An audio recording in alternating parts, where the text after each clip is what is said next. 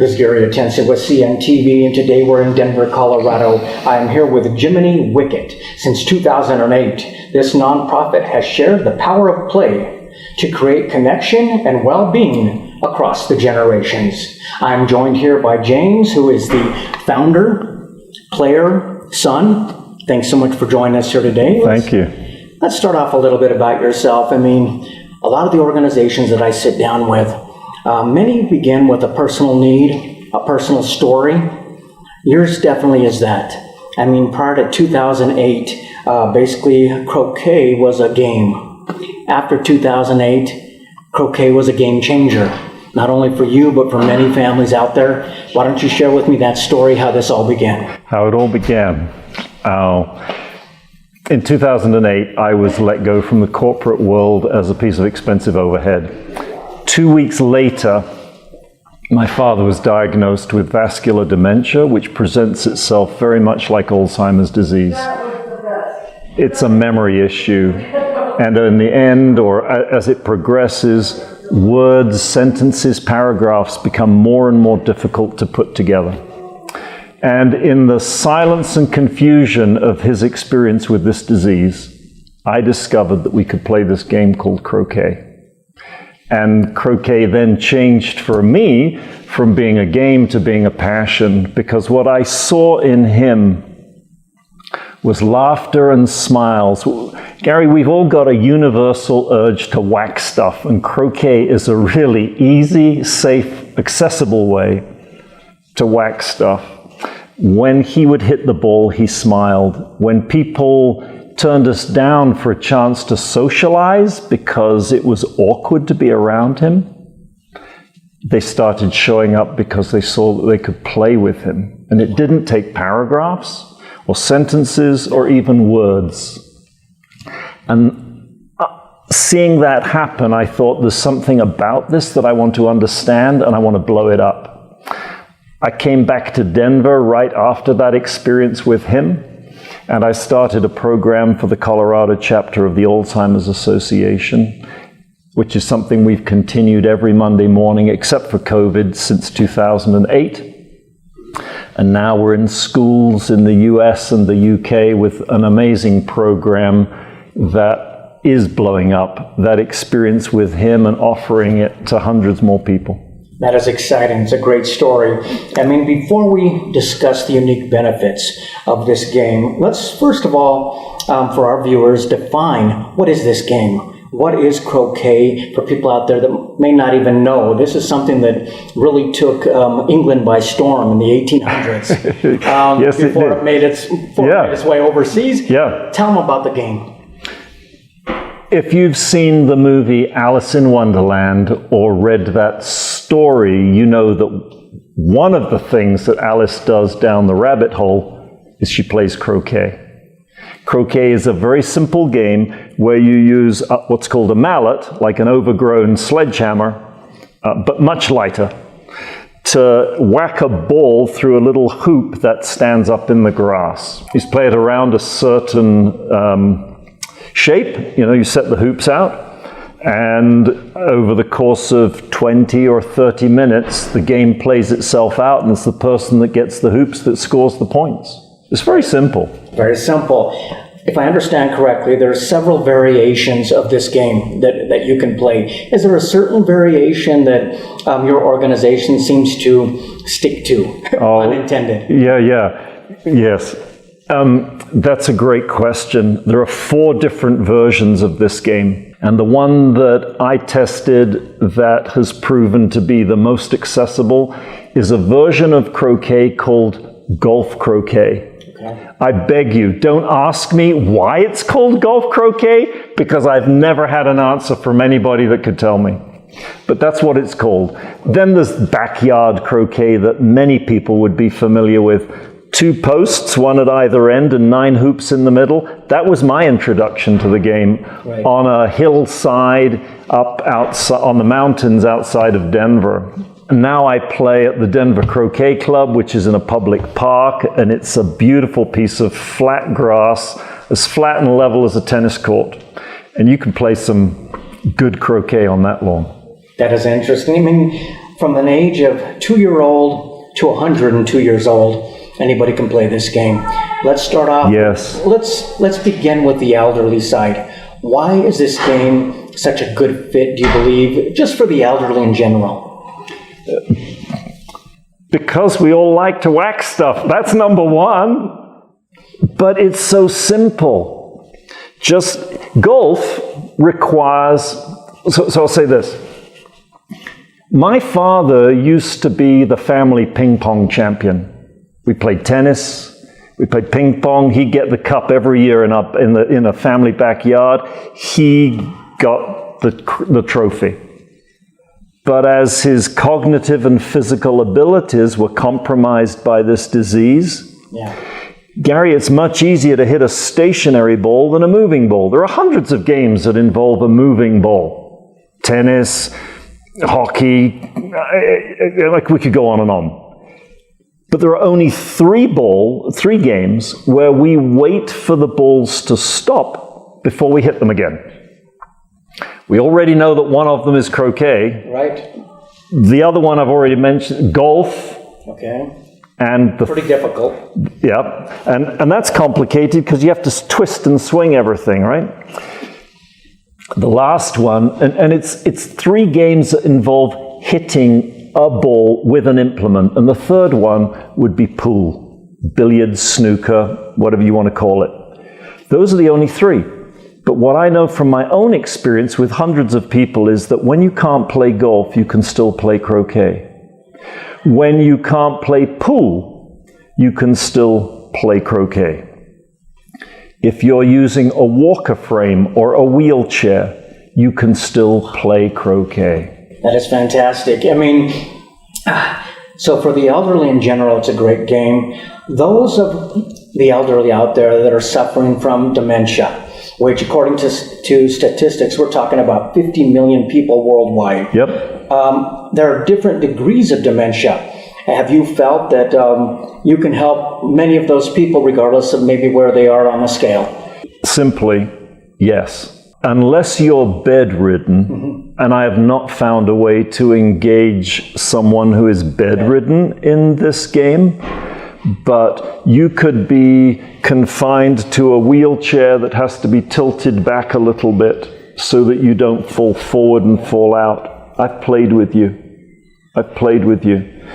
You could be the person that is ambulatory and able to move. Dorothy, would you like to play croquet? Are you ready? Would you like to hit the ball? Oh, I've never done this before, Dorothy said. Well, let's do it together. 1, 2. Oh, Dorothy, that was a great hit. And now, 15, 20, maybe 30 seconds later, we've moved down to the next hoop. Dorothy, are you ready to hit the ball? I've never done this before. Interesting. But Dorothy could still play. And she enjoyed when she did it. Exactly. And that's what matters right there. I mean, for yourself, do you think when people see their loved ones who they can no longer connect with, they can no longer do simple things like playing a game of chess, maybe like you say, ping pong. I mean, that has to be a kind of a breath of fresh air, finding something that you can do with them rather than let's just sit across from each other. And in the silence. Exactly. Yes, because we don't have to have words to play this game. I'm, as a person experiencing this disease, I'm not burdened now with feeling like I've got to come up with something that is really difficult to do. Okay, just do this. Hit the ball. And you'll guide me? Yeah, easy. So not only those, the elderly, plus those with dementia, not only can they play, but they are playing and they love it. On both sides of the Atlantic, Gary. We've played with people from 129 different countries on 3 continents, and to a T I can tell you that they all go home with a pocket full of smiles. 129 different countries. So let's break that down, because the fact, I imagine the weather is different in all those different places. So How are you able to play? Where are you able to play so that it's not affected by that. Exactly. So just for complete disclosure, we've not been to 129 countries, but we have played with people from 129. We've played in 6 countries on 3 continents. We played with 80 people in the 80 different countries in the United Kingdom. A few summers ago at the Festival of London, and we had a croquet lawn set up. Not a lawn, it was artificial grass. So to your question, how do you weatherproof it so that in a place like Colorado, we've had 6 inches of snow and we're still playing croquet. How? Because we've brought it indoors. That was very cool. So artificial grass, 2 pieces of carpet laid out with a little mechanism underneath to let the hoops stand up. We took this into high schools and when we were pretending that we were going to drill holes in the gymnasium floors to stand up our hoops, that would get some of the staff fairly excited fairly quickly, right? I'll clean up the sawdust. No, we've got our own little tools for having the hoops stand up. So when it's all set up, and you'll see when we go outside in a little while, it looks like this is a freestanding thing. It looks like we pushed them into the ground, but we didn't. It's the first thing that caught my eye when I looked at it. I said, it's quite a contraption to be able to do that. I mean, so you've played with folks from 129 different countries. Obviously, the universal play of whacking something, no matter who you are, still stands very nicely. One side of this game, you've got the elderly. The other side of the game, let's talk about those youth. Let's talk about the high school, this new generation that makes this program possible. Tell me. So, as I explored, as I was looking for a way to scale what I believed was a possibility, I tried several things, and I saw that with my own father, there's the niche I want to start in. It's a very underserved disease. Alzheimer's is a very underserved disease space. Let's see if we can brighten the day of a few more people. Let's put some smiles on some more faces. And the best that I could come up with was being treated like a musician or an entertainer. At memory care communities, yeah, come on, bring your stuff over here and do it, and we'll pay you, $50 for a morning, and, Right. Well, that's not going to scale it because it's completely dependent on me. And I'm not looking for that. I'm looking to be the person that scales this. And one day at our Monday morning program at the Denver Croquet Club in Washington Park, some young people, children, teenagers, friends of mine, came over to play with the folks that are living with Alzheimer's disease. And at the end of that session, my older guests were saying to me, well, when are they coming back? And I'm going, oh, I'm feeling a little cut out of this now. But what I saw was a possibility. The young were saying to me, can we come back next week? And after coming for 3 weeks, I think it was, a young woman by the name of Sydney Oswald said to me, could we do this at my school? And I said, let's try it. And that was the pivotal moment that said, young people and old people and schools, that's the way to scale this. And that's what we've done since then. That is fantastic. I decided to start because my mom used to work here, and my dad too, and I love working with the elders. Something I enjoy is watching the elders have a smile on their face and them learning how to play. It really makes me happy to watch them play. Is it exciting for you to be able to really share the roots of who you are a little bit and keeping this game alive? I mean, really, not only for the benefits for the elderly, but also for this new generation who probably have never played this game before, and yet they're enjoying it now as well. I've got high school kids, middle school kids, and elementary school kids involved hosting this program for an hour every 2 weeks at their school on both sides of the Atlantic. And things get said in the early days like, can we start a croquet club? This is my favorite new game. Well, yeah, that's what we're going to do. We're going to do this every 2 weeks. And they come back over and over again. Not only is this generation learning about this game, more importantly, they're learning about a generation that is normally isolated, learning about people they normally wouldn't come face to face with. I mean, there has to be some real magic going on there, and kind of something to really ponder and look at. Tell me about that when you first seen that happening. Gary, 66% of Americans in long-term care get an average of 1 visit a year from a friend or a family member. It's horrifying. Isolated, lonely, and afraid. That was before COVID. Before COVID, we had a pandemic of loneliness in this country. The Cigna study, the Cigna insurance company, did a study on loneliness in 2018, published their results in May of 2018. And what they discovered was that some 60% of Gen Z, between the ages of 18 and 22, feel the same isolation and loneliness and fear. Do you know that 5 million kids didn't go to, in 2020, 5 million American students avoided going to school for fear of being bullied. When you put the young people together with the elders, there is magic that happens. Isolation is transformed into connection, fear into friendship, and loneliness into well-being. That's the power of play. When you see a high school kid sitting and listening to the tales that are being told by an elder, there's something that goes way beyond the story that is being transmitted from the elder to the younger. And when the youngers listen to their elders, there is magic that happens for the elders.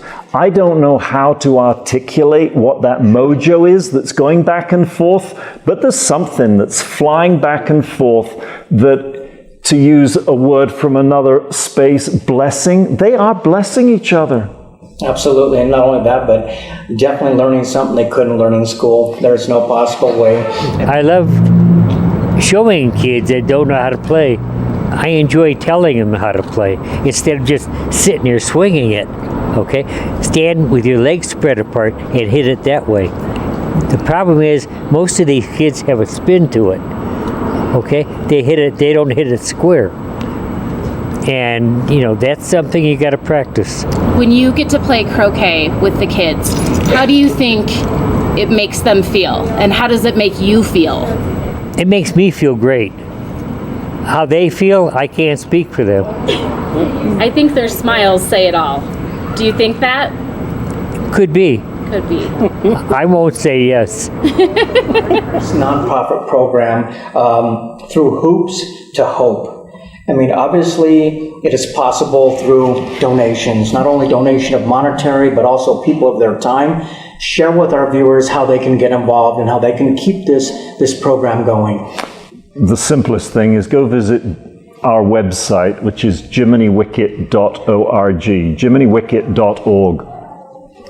There you'll see some ways on our page to get involved, on ways that you could be involved with us.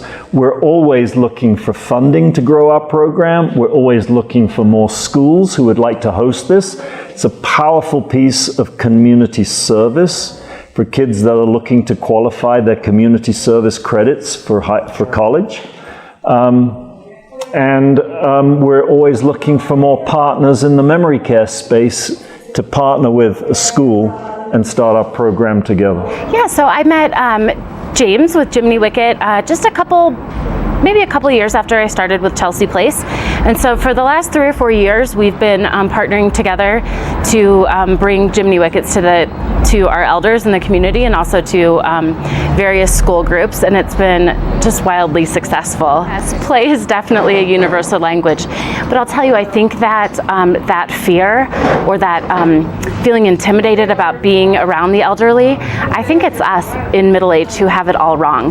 Because when I bring together the very young and the very old, there's nothing in the way. They connect in a way over and over and over again. It's successful. I've heard it described as when you take the wisest generation and the most absorbent generation and put them together, that's where the magic happens. And it's really us who are too worried about what people think or what they might say, or we kind of get in our own way.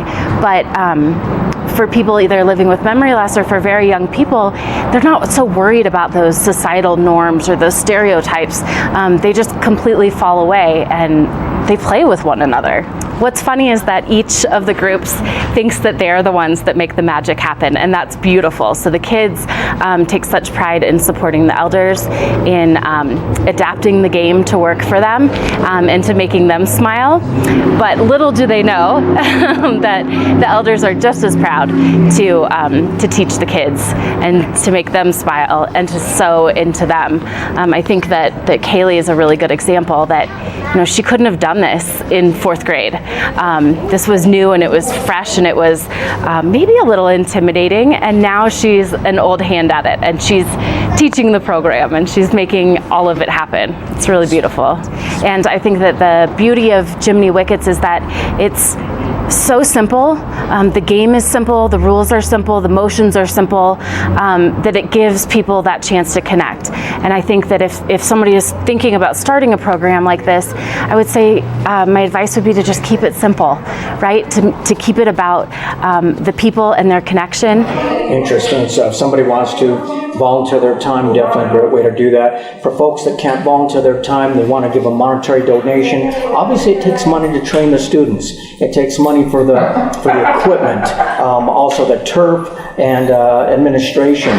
Can they just go on the website there and give as well?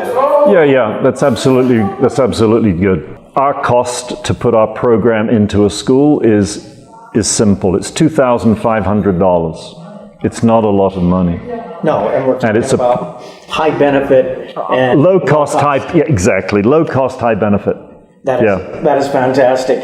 I mean, this is educational. It's intergenerational. Yes. We're talking about a game that is, regardless of your gender, everybody can play. Yes, exactly. Boys have the strength, stamina, speed, whatever, that typically males have over females is neutralized in this game. That is interesting. Age-friendly, gender-neutral, and very inclusive. Let me ask you this, James. When you came back to Colorado back in 2008, your desire really was to share this experience with other families. Your mission became to transform isolation, loneliness, of aging, really, into a connection where at the end of the day, you have laughter, smiles. That's the result of playing. If you think back of your father back in the day, maybe when he was your age, what do you think he'd think of this? I learned very late, perhaps even after my father had passed, from my mother, that as a teenager, he and my mother used to play croquet together. I never knew that. I never knew that. I think back then, Gary, it was a reason to hit the ball behind the garage and maybe go get a little twosy time back there. So I think he would be smiling on this. He would be. I often stop and look up and just tell him thank you for the gift he gave me of learning how to play with somebody who has Alzheimer's disease. It's changed my life.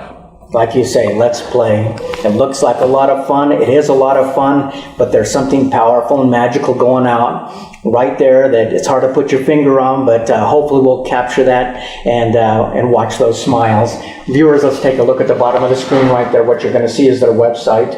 On the website, obviously, if you can donate your time, please do so. Monetarily, like you say, they have a certain amount that they can set up any school out there and start this program. This is very, basically high benefits, low cost program. You're going to know exactly that your dollar is being spent very well. well. And obviously you can see it on the smiles out there as well. Check out their website, learn more about this great story. And this is really a personal story that began back in 2008.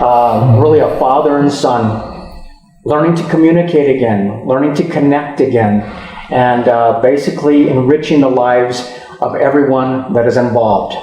Once again, that is Jiminy Wicket, creating connection, laughter, and smiles across the generations. This is Gary Atencio with CNTV, and if you don't know, now you know.